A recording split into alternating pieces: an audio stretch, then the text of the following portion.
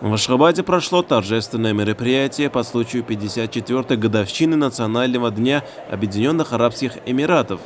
В ходе мероприятия было отмечено стратегическое укрепление связей. Объем двусторонней торговли в 2024 году вырос на 75%, достигнув 1 миллиарда 75,9 миллионов долларов США. Ключевым событием стало вхождение компании «Аднок» на туркменский рынок с контрактами на разработку газовых месторождений на Каспии и долгосрочную продажу газа. Сотрудничество также развивается в транспортной сфере, что подтверждает меморандум с Etihad Rail. На мероприятии также подчеркнуты достижения Объединенных Арабских Эмиратов. Внешняя торговля составила 1 триллион 424 миллиардов долларов, а страна укрепляет глобальное лидерство в сфере искусственного интеллекта и готовится принять конференцию ООН по водным ресурсам в 2026 году.